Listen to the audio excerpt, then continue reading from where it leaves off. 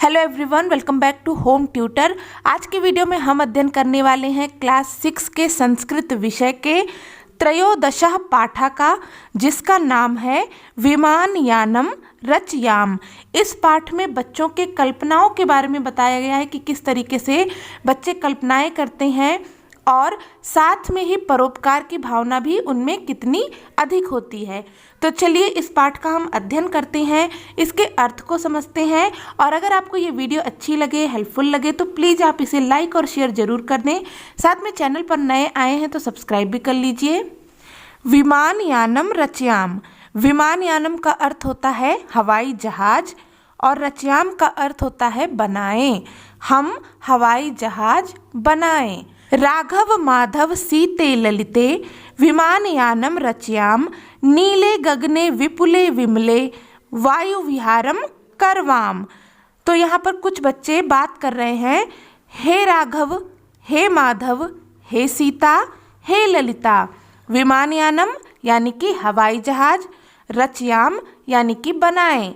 आओ हम हवाई जहाज बनाएं। नीले यानी कि नीले, नीले रंग के। गगने का अर्थ होता है आकाश। विपुले का अर्थ होता है विस्तृत या फैला हुआ। विमले यानी कि स्वच्छ या निर्मल। वायु विहारम का अर्थ होता है वायु में यात्रा करना। करवाम यानी कि करें। विस्तृत स्वच्छ नीले आकाश में वायु विहार करें। हे राघव, हे माधव, हे सीता, हे ललिता, चलो हम हवाई जहाज बनाएं। स्वच्छ विस्तृत नीले आकाश में वायु विहार करें। आगे है उन्नत वृक्षम तुंगम भवनम क्रांताकाशम खलुयाम कृत्वा हिमवंतम सोपानम चंदिरलोकम प्रविशाम। उन्नत वृक्षम, उन्नत का अर्थ होता है ऊंचे, वृक्षम यानी कि पेड़ या वृक्ष। तुंगम का अर्थ होता है ऊंचे, भवनम यानी कि भवन या मकान। क्रांता का अर्थ होता है पार करना। आकाशम यानी कि आसमान, आकाश। खलु का अर्थ होता है निश्चय ही और याम का अर्थ होता है जाएं। ऊंचे वृक्ष, ऊंचे मकान को निश्चय ही पार करके आकाश में जाएं। कृत्वा का अर्थ होता है करके। हिमवंतम सोपानम का अर्थ होता है बर्फ की सीढ़ी को।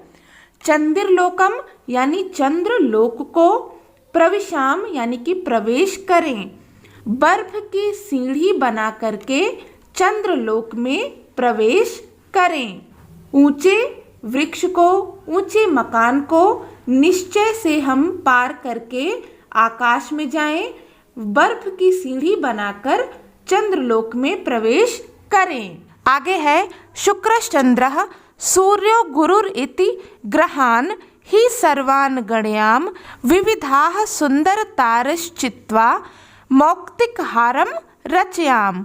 शुक्रश्चंद्रः, शुक्र यानी कि शुक्र जो ग्रह है, चंद्र यानी कि चंद्र, सूर्यो यानी कि सूर्य, गुरु या जिसे हम बृहस्पति ग्रह बोलते हैं। ग्रहान का अर्थ होता है ग्रह ही। सर्वान का अर्थ होता है सभी। गणयाम यानी कि गिने। शुक्र, चंद्र, सूर्य और गुरु आदि सभी ग्रहों को निश्चय से गिने। विविधा का अर्थ होता है विभिन्न या अनेक। सुंदर तारा, चित्वा का अर्थ होता है चुनकर। मौक्तिक हारम, मौक्तिक का अर्थ होता है मोती। हारम यानी कि हार। रचयाम यानी कि बनाएं। विभिन्न प्रकार के सुंदर तारों को चुनकर मोतियों का हार बनाएं। शुक्र, चंद्र, सूर्य और गुरु आदि ग्रहों को निश्चय से गिने। अनेक सुंदर तारों को चुनकर मोतियों का हार बनाएं। आगे है अम्बुदमालाम अंबरभूषाम आदाय एव ही प्रत्याम दुखित पीड़ित कृषक जनानाम गृहेषु हर्षम जनयाम। अम्बुद मालाम, अम्बुद का अर्थ होता है बादल। मालाम यानी कि माला को। अंबर यानी कि आकाश। भूषाम यानी कि शोभा। तो यहाँ पर इसका अर्थ हो जाएगा आकाश की शोभा को। आदाय का अर्थ होता है लेकर।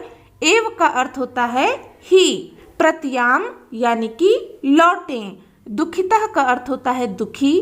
पीड़ित कृषक कृषिजनानाम यानी कि कृषकों, गृहेषु का अर्थ होता है घर में, हर्षः यानी कि खुशी, जनयाम का अर्थ होता है उत्पन्न करना। निश्चय ही हम बादलों की माला को और आकाश की शोभा को लेकर वापस लौटे और दुखित पीड़ित कृषकों या किसानों के घरों में खुशी उत्पन्न करें। क्योंकि कृषक को क्या चाहिए, उनके जो फसल है उनको वर्षा की जरूरत होती है। जब उनकी फसल अच्छी होगी तभी उनके घर में खुशहाली आती है।